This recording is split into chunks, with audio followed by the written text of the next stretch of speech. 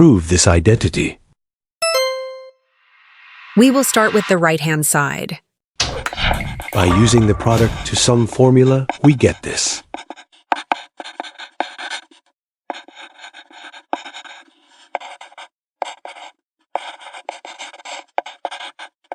By canceling out sine 9 theta and cos theta, we get this.